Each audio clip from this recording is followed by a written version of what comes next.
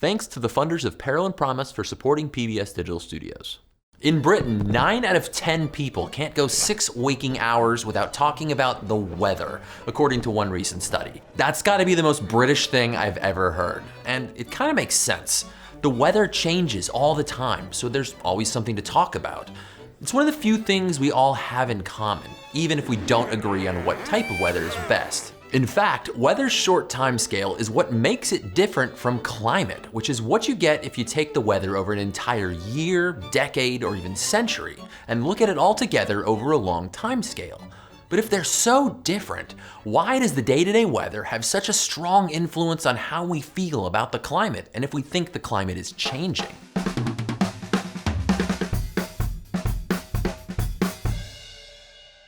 We can think of the difference between weather and climate this way. Climate tells us what clothes to have in our closet, and weather tells us what to wear right now. Sometimes we need a raincoat, other times we only need a t-shirt.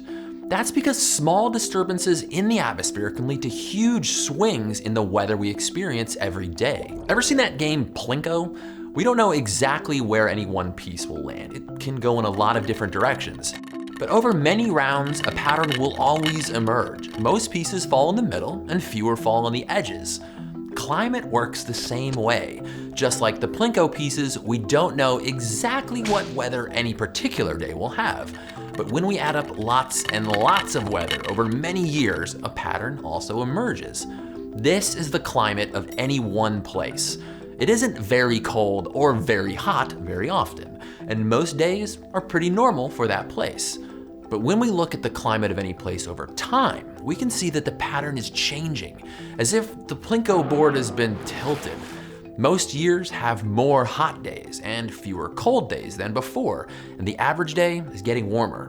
But day to day, we can't feel this shift in the climate, so instead we draw on our daily experience, weather, to explain what's happening.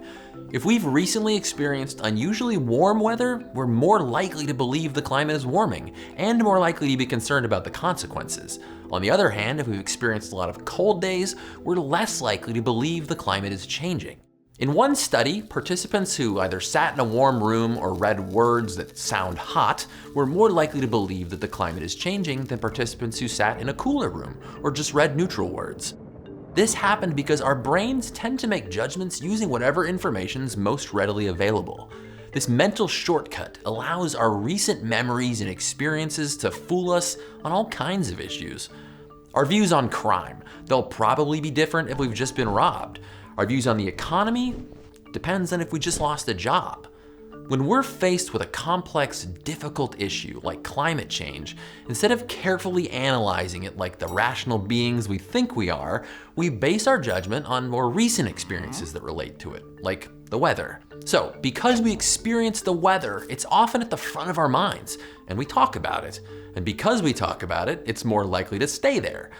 But this doesn't happen with climate. In America, just 1 out of every 5 people has talked about global warming in the last month. Even among people who think global warming is important, less than half of them regularly discuss it. Climate science? More like climate silence. Even though most of us are concerned about climate change, researchers have found that we underestimate how many other people are concerned.